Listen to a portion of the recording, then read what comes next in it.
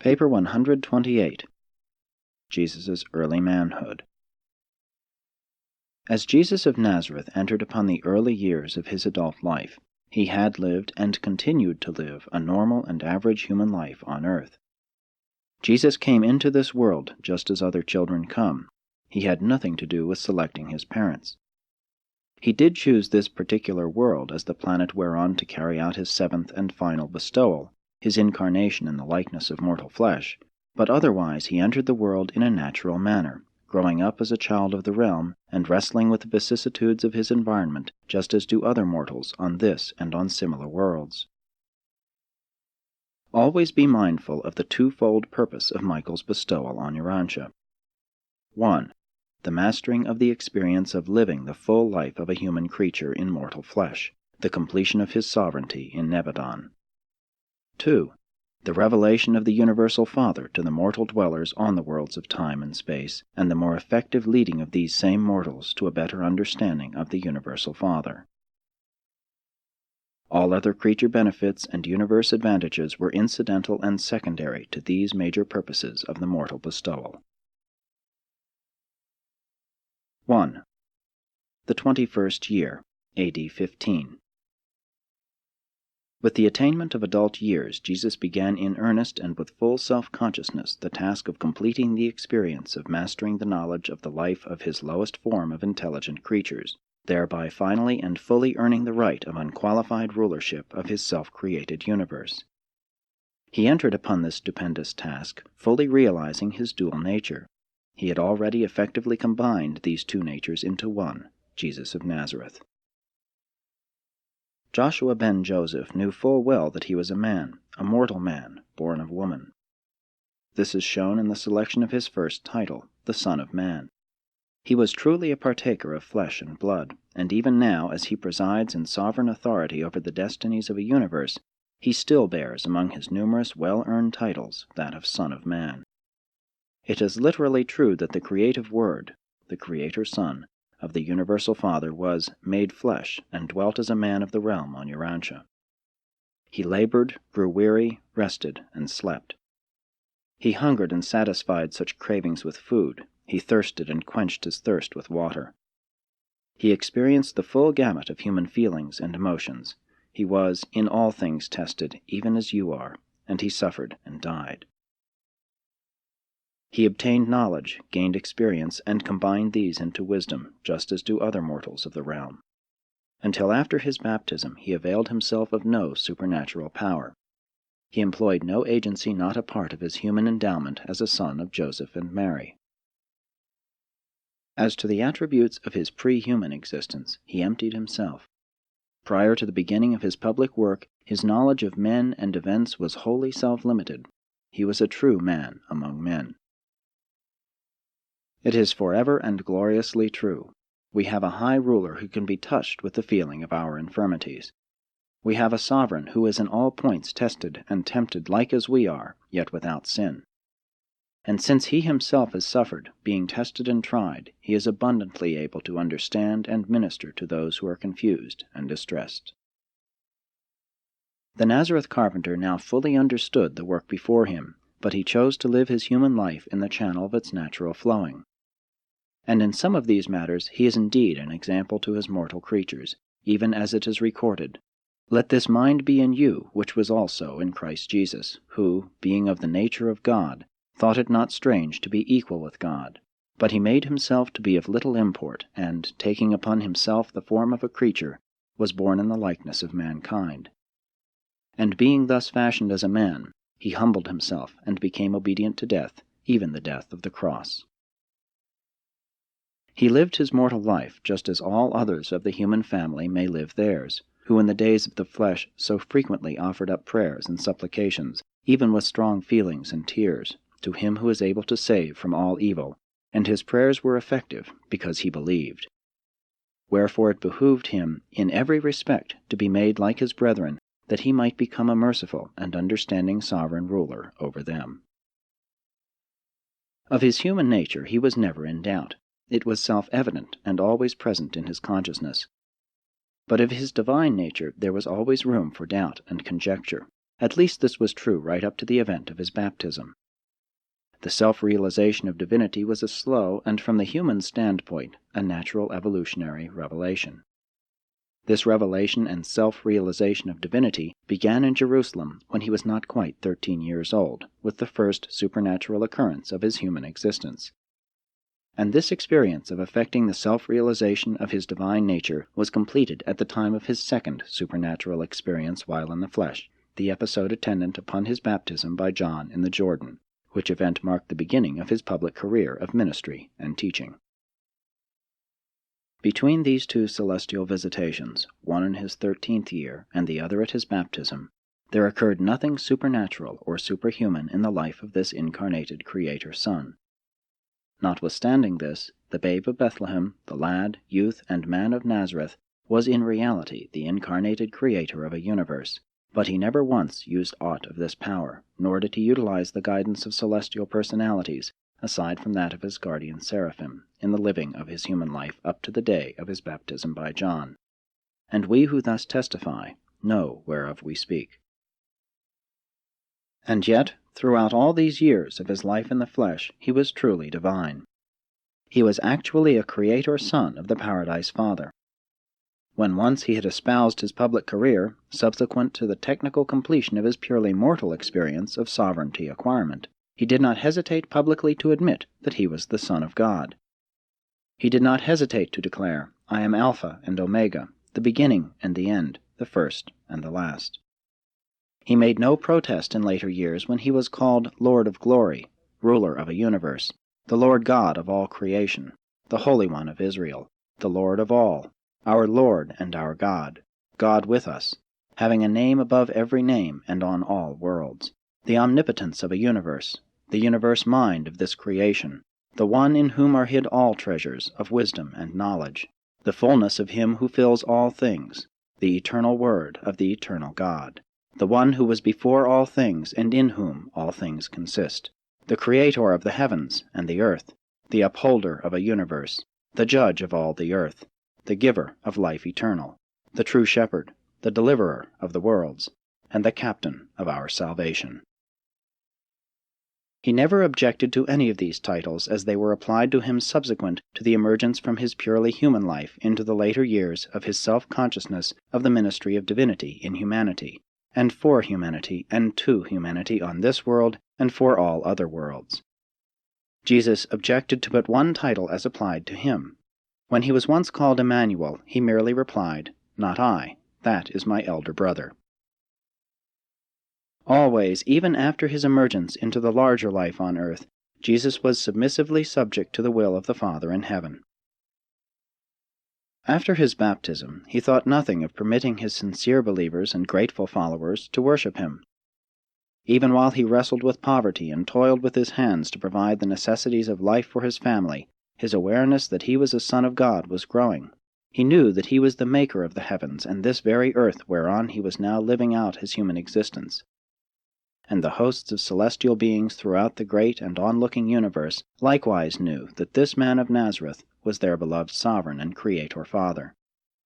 A profound suspense pervaded the universe of Nebadon throughout these years.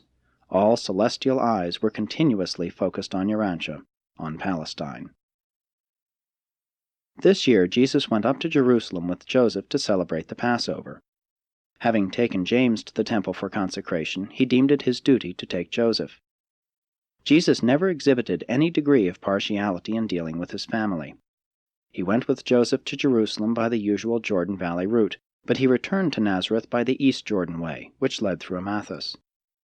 Going down the Jordan, Jesus narrated Jewish history to Joseph, and on the return trip told him about the experiences of the reputed tribes of Reuben, Gad, and Gilead that traditionally had dwelt in these regions east of the river. Joseph asked Jesus many leading questions concerning his life mission, but to most of these inquiries Jesus would only reply, "My hour has not yet come." However, in these intimate discussions many words were dropped, which Joseph remembered during the stirring events of subsequent years. Jesus, with Joseph, spent this Passover with his 3 friends at Bethany, as was his custom when in Jerusalem attending these festival commemorations. 2. The 22nd year, A.D. 16. This was one of several years during which Jesus' brothers and sisters were facing the trials and tribulations peculiar to the problems and readjustments of adolescence. Jesus now had brothers and sisters ranging in ages from 7 to 18, and he was kept busy helping them to adjust themselves to the new awakenings of their intellectual and emotional lives. He had thus to grapple with the problems of adolescence as they became manifest in the lives of his younger brothers and sisters. This year Simon graduated from school and began work with Jesus' old boyhood playmate and ever-ready defender, Jacob the stonemason. As a result of several family conferences, it was decided that it was unwise for all the boys to take up carpentry. It was thought that by diversifying their trades, they would be prepared to take contracts for putting up entire buildings. Again, they had not all kept busy, since 3 of them had been working as full-time carpenters. Jesus continued this year at house finishing and cabinet work, but spent most of his time at the caravan repair shop. James was beginning to alternate with him in attendance at the shop. The latter part of this year, when carpenter work was slack about Nazareth, Jesus left James in charge of the repair shop and Joseph at the home bench, while he went over to Sepphoris to work with a smith. He worked 6 months with metals and acquired considerable skill at the anvil. Before taking up his new employment at Sepphoris, Jesus held one of his periodic family conferences and solemnly installed James, then just past 18 years old, as acting head of the family. He promised his brother hearty support and full cooperation, and exacted formal promises of obedience to James from each member of the family. From this day James assumed full financial responsibility for the family, Jesus making his weekly payments to his brother.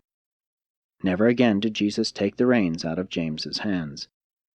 While working at Sepphoris, he could have walked home every night if necessary, but he purposely remained away, assigning weather and other reasons, but his true motive was to train James and Joseph in the bearing of the family responsibility. He had begun the slow process of weaning his family. Each Sabbath Jesus returned to Nazareth, and sometimes during the week when occasion required, to observe the working of the new plan, to give advice and offer helpful suggestions. Living much of the time in Sepphoris for 6 months afforded Jesus a new opportunity to become better acquainted with the Gentile viewpoint of life. He worked with Gentiles, lived with Gentiles, and in every possible manner did he make a close and painstaking study of their habits of living and of the Gentile mind. The moral standards of this home city of Herod Antipas were so far below those of even the caravan city of Nazareth that after 6 months' sojourn at Sepphoris, Jesus was not averse to finding an excuse for returning to Nazareth. The group he worked for were to become engaged on public work in both Sepphoris and the new city of Tiberias, and Jesus was disinclined to have anything to do with any sort of employment under the supervision of Herod Antipas. And there were still other reasons which made it wise, in the opinion of Jesus, for him to go back to Nazareth. When he returned to the repair shop, he did not again assume the personal direction of family affairs.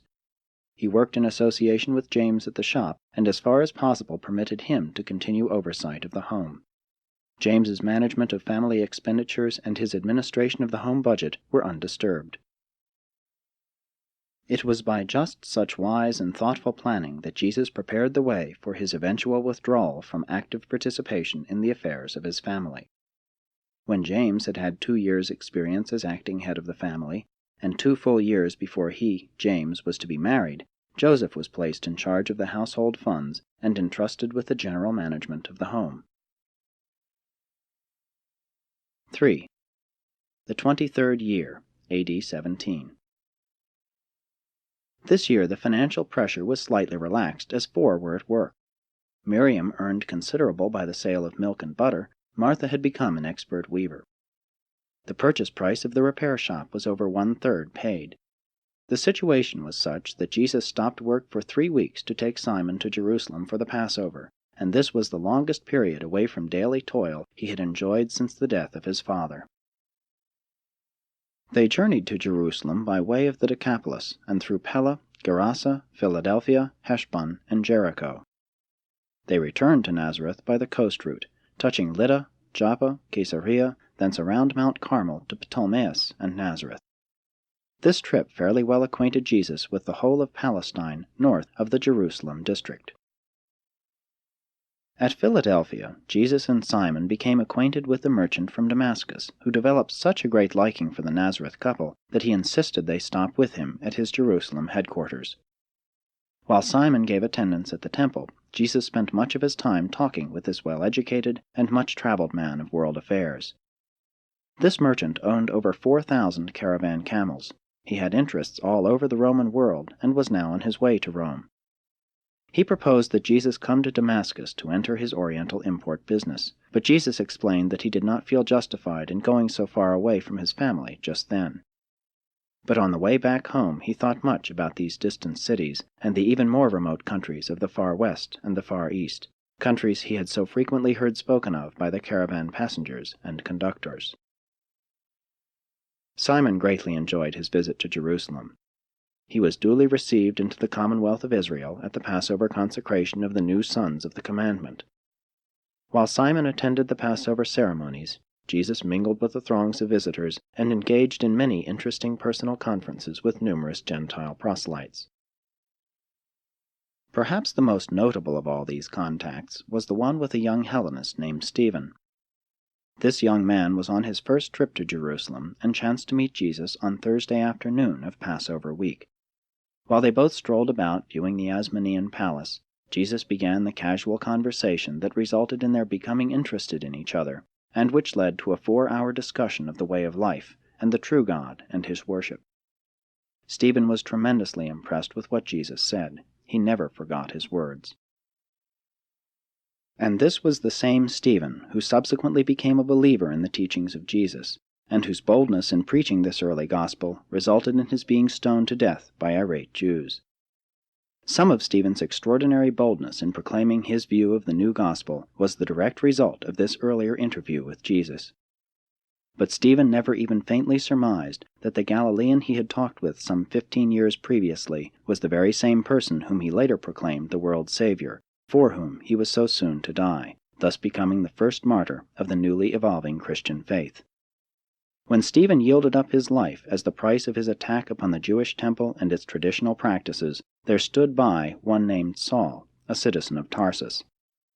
And when Saul saw how this Greek could die for his faith, there were aroused in his heart those emotions which eventually led him to espouse the cause for which Stephen died. Later on, he became the aggressive and indomitable Paul, the philosopher, if not the sole founder of the Christian religion.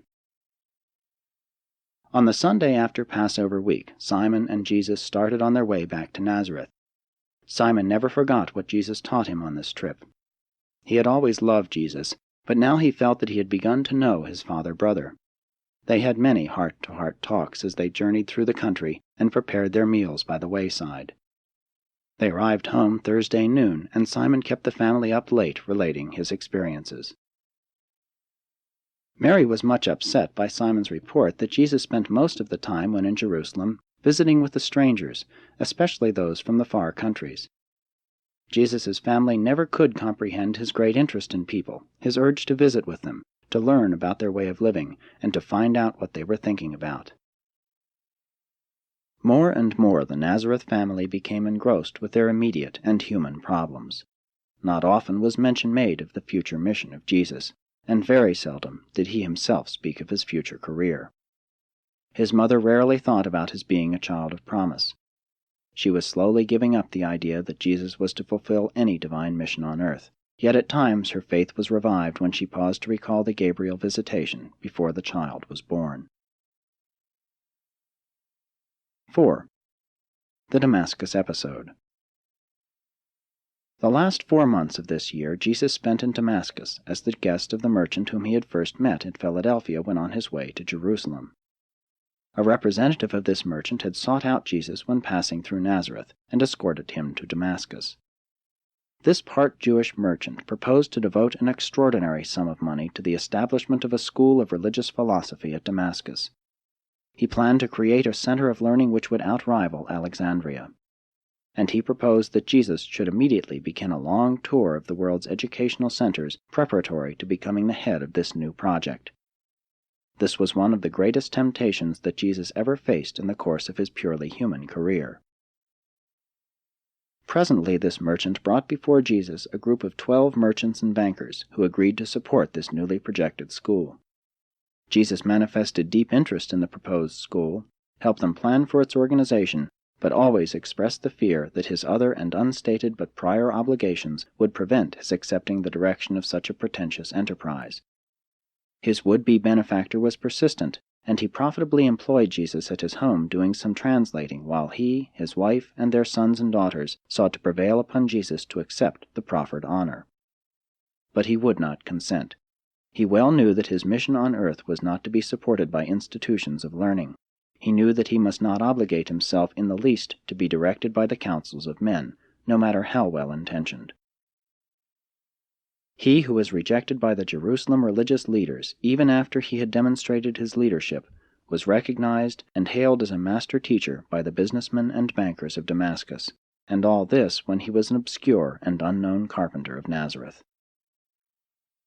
He never spoke about this offer to his family, and the end of this year found him back in Nazareth going about his daily duties, just as if he had never been tempted by the flattering propositions of his Damascus friends. Neither did these men of Damascus ever associate the later citizen of Capernaum, who turned all Jewry upside down, with the former carpenter of Nazareth, who had dared to refuse the honor which their combined wealth might have procured. Jesus most cleverly and intentionally contrived to detach various episodes of his life so that they never became, in the eyes of the world, associated together as the doings of a single individual. Many times in subsequent years he listened to the recital of this very story of the strange Galilean who declined the opportunity of founding a school in Damascus to compete with Alexandria. One purpose which Jesus had in mind when he sought to segregate certain features of his earthly experience was to prevent the building up of such a versatile and spectacular career as would cause subsequent generations to venerate the teacher in place of obeying the truth which he had lived and taught. Jesus did not want to build up such a human record of achievement as would attract attention from his teaching. Very early he recognized that his followers would be tempted to formulate a religion about him, which might become a competitor of the gospel of the kingdom that he intended to proclaim to the world. Accordingly, he consistently sought to suppress everything during his eventful career which he thought might be made to serve this natural human tendency to exalt the teacher in place of proclaiming his teachings. This same motive also explains why he permitted himself to be known by different titles during various epochs of his diversified life on earth. Again, he did not want to bring any undue influence to bear upon his family or others which would lead them to believe in him against their honest convictions. He always refused to take undue or unfair advantage of the human mind. He did not want men to believe in him unless their hearts were responsive to the spiritual realities revealed in his teachings. By the end of this year, the Nazareth home was running fairly smoothly. The children were growing up, and Mary was becoming accustomed to Jesus' being away from home. He continued to turn over his earnings to James for the support of the family, retaining only a small portion for his immediate personal expenses. As the years passed, it became more difficult to realize that this man was the Son of God on earth. He seemed to become quite like an individual of the realm, just another man among men. And it was ordained by the Father in heaven that the bestowal should unfold in this very way. 5. The 24th year, A.D. 18. This was Jesus' first year of comparative freedom from family responsibility. James was very successful in managing the home, with Jesus' help in counsel and finances. The week following the Passover of this year, a young man from Alexandria came down to Nazareth to arrange for a meeting later in the year between Jesus and a group of Alexandrian Jews at some point on the Palestinian coast. This conference was set for the middle of June, and Jesus went over to Caesarea to meet with 5 prominent Jews of Alexandria, who besought him to establish himself in their city as a religious teacher, offering as an inducement, to begin with, the position of assistant to the Chazan in their chief synagogue. The spokesman for this committee explained to Jesus that Alexandria was destined to become the headquarters of Jewish culture for the entire world, that the Hellenistic trend of Jewish affairs had virtually outdistanced the Babylonian school of thought. They reminded Jesus of the ominous rumblings of rebellion in Jerusalem and throughout Palestine, and assured him that any uprising of Palestinian Jews would be equivalent to national suicide, that the iron hand of Rome would crush the rebellion in 3 months, and that Jerusalem would be destroyed and the temple demolished, that not one stone would be left upon another. Jesus listened to all they had to say, thanked them for their confidence, and in declining to go to Alexandria, in substance said, "My hour has not yet come." They were nonplussed by his apparent indifference to the honor they had sought to confer upon him. Before taking leave of Jesus, they presented him with a purse in token of the esteem of his Alexandrian friends, and in compensation for the time and expense of coming over to Caesarea to confer with them.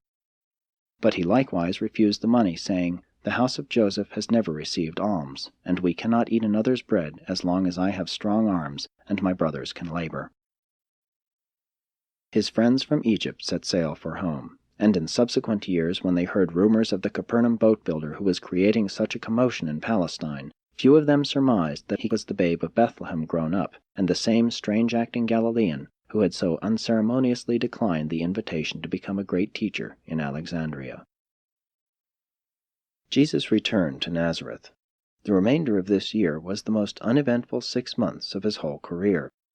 He enjoyed this temporary respite from the usual program of problems to solve and difficulties to surmount.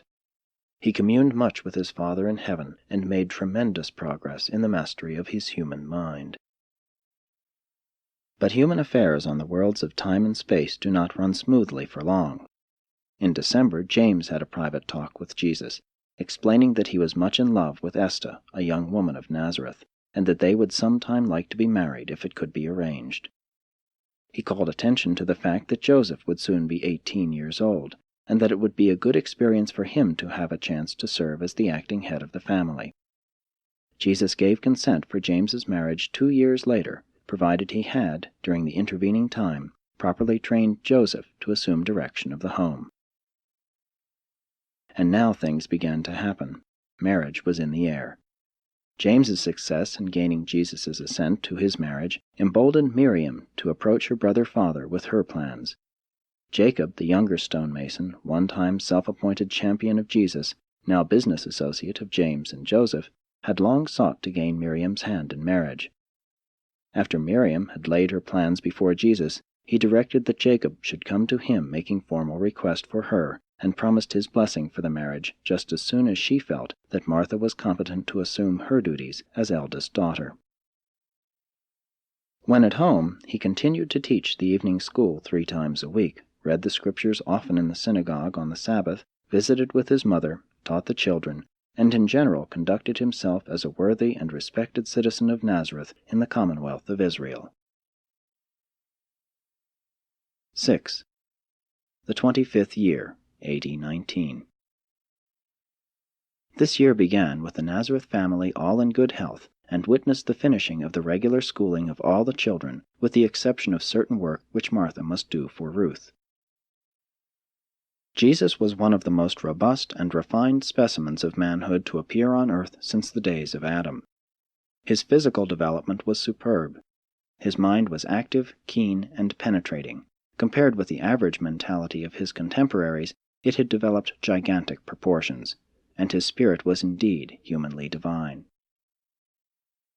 The family finances were in the best condition since the disappearance of Joseph's estate.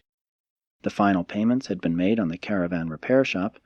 They owed no man, and for the first time in years had some funds ahead. This being true, and since he had taken his other brothers to Jerusalem for their first Passover ceremonies, Jesus decided to accompany Jude, who had just graduated from the synagogue school, on his first visit to the temple. They went up to Jerusalem and returned by the same route, the Jordan Valley, as Jesus feared trouble if he took his young brother through Samaria. Already at Nazareth, Jude had got into slight trouble several times because of his hasty disposition, coupled with his strong patriotic sentiments. They arrived at Jerusalem in due time and were on their way for a first visit to the temple, the very sight of which had stirred and thrilled Jude to the very depths of his soul, when they chanced to meet Lazarus of Bethany. While Jesus talked with Lazarus and sought to arrange for their joint celebration of the Passover, Jude started up real trouble for them all. Close at hand stood a Roman guard who made some improper remarks regarding a Jewish girl who was passing. Jude flushed with fiery indignation and was not slow in expressing his resentment of such an impropriety directly to and within hearing of the soldier. Now the Roman legionaries were very sensitive to anything bordering on Jewish disrespect, so the guard promptly placed Jude under arrest. This was too much for the young patriot, and before Jesus could caution him by a warning glance, he had delivered himself of a voluble denunciation of pent-up anti-Roman feelings, all of which only made a bad matter worse. Jude, with Jesus by his side, was taken at once to the military prison. Jesus endeavored to obtain either an immediate hearing for Jude or else his release in time for the Passover celebration that evening, but he failed in these attempts. Since the next day was a holy convocation in Jerusalem, even the Romans would not presume to hear charges against a Jew. Accordingly, Jude remained in confinement until the morning of the second day after his arrest, and Jesus stayed at the prison with him. They were not present at the temple at the ceremony of receiving the sons of the law into the full citizenship of Israel. Jude did not pass through this formal ceremony for several years, until he was next in Jerusalem at a Passover and in connection with his propaganda work in behalf of the Zealots, the patriotic organization to which he belonged and in which he was very active. The morning following their second day in prison, Jesus appeared before the military magistrate in behalf of Jude. By making apologies for his brother's youth, and by a further explanatory but judicious statement with reference to the provocative nature of the episode which had led up to the arrest of his brother, Jesus so handled the case that the magistrate expressed the opinion that the young Jew might have had some possible excuse for his violent outburst. After warning Jude not to allow himself again to be guilty of such rashness, he said to Jesus in dismissing them, "You had better keep your eye on the lad. He's liable to make a lot of trouble for all of you." And the Roman judge spoke the truth. Jude did make considerable trouble for Jesus, and always was the trouble of this same nature, clashes with the civil authorities because of his thoughtless and unwise patriotic outbursts. Jesus and Jude walked over to Bethany for the night, explaining why they had failed to keep their appointment for the Passover supper, and set out for Nazareth the following day. Jesus did not tell the family about his young brother's arrest at Jerusalem, but he had a long talk with Jude about this episode some 3 weeks after their return. After this talk with Jesus, Jude himself told the family. He never forgot the patience and forbearance his brother-father manifested throughout the whole of this trying experience. This was the last Passover Jesus attended with any member of his own family. Increasingly, the Son of Man was to become separated from close association with his own flesh and blood. This year his seasons of deep meditation were often broken into by Ruth and her playmates, and always was Jesus ready to postpone the contemplation of his future work for the world and the universe that he might share in the childish joy and youthful gladness of these youngsters, who never tired of listening to Jesus relate the experiences of his various trips to Jerusalem. They also greatly enjoyed his stories about animals and nature. The children were always welcome at the repair shop. Jesus provided sand, blocks, and stones by the side of the shop, and bevies of youngsters flocked there to amuse themselves. When they tired of their play, the more intrepid ones would peek into the shop, and if its keeper were not busy, they would make bold to go in and say, "Uncle Joshua, come out and tell us a big story." Then they would lead him out by tugging at his hands until he was seated on the favorite rock by the corner of the shop, with the children on the ground in a semicircle before him. And how the little folks did enjoy their Uncle Joshua. They were learning to laugh, and to laugh heartily. It was customary for one or two of the smallest of the children to climb up upon his knees and sit there looking up in wonderment at his expressive features as he told his stories. The children loved Jesus, and Jesus loved the children. It was difficult for his friends to comprehend the range of his intellectual activities, how he could so suddenly and so completely swing from the profound discussion of politics, philosophy, or religion to the light-hearted and joyous playfulness of these tots of from 5 to 10 years of age. As his own brothers and sisters grew up, as he gained more leisure, and before the grandchildren arrived, he paid a great deal of attention to these little ones. But he did not live on earth long enough to enjoy the grandchildren very much. 7. the 26th year, A.D. 20. As this year began, Jesus of Nazareth became strongly conscious that he possessed a wide range of potential power. But he was likewise fully persuaded that this power was not to be employed by his personality as the Son of Man, at least not until his hour should come. At this time he thought much but said little about the relation of himself to his Father in heaven. And the conclusion of all this thinking was expressed once in his prayer on the hilltop when he said, "Regardless of who I am and what power I may or may not wield, I always have been and always will be subject to the will of my Paradise Father."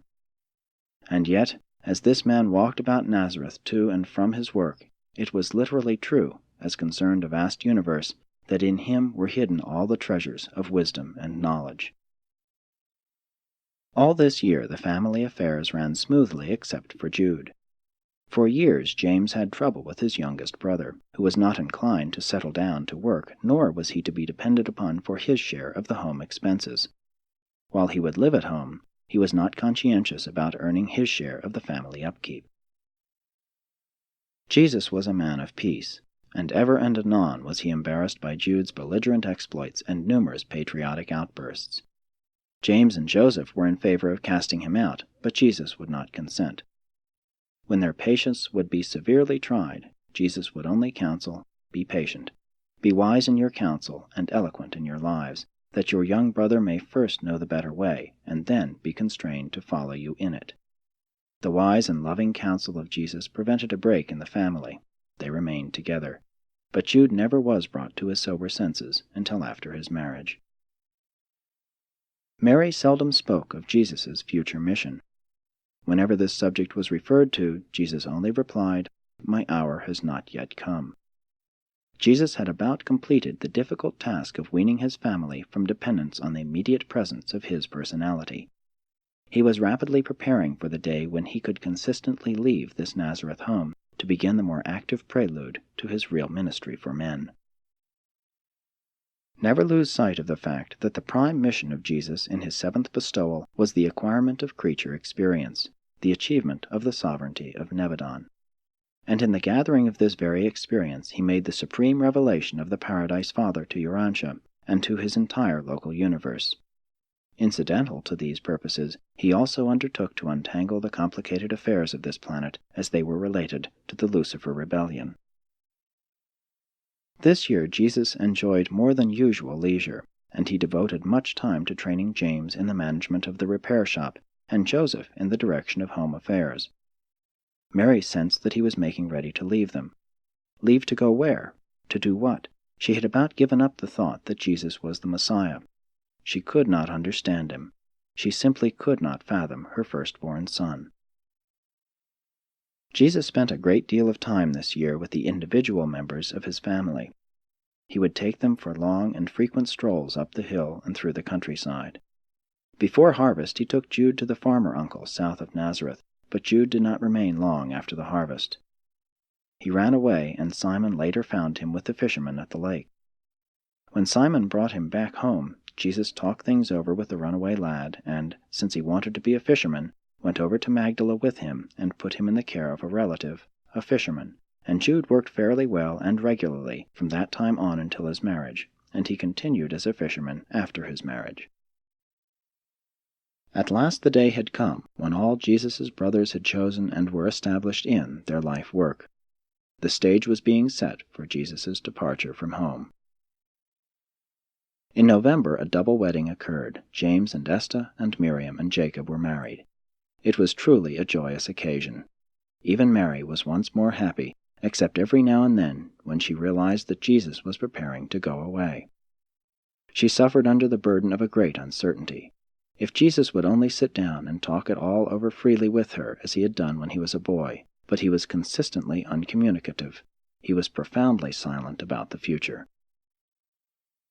James and his bride, Esther, moved into a neat little home on the west side of town, the gift of her father. While James continued his support of his mother's home, his quota was cut in half because of his marriage, and Joseph was formally installed by Jesus as head of the family.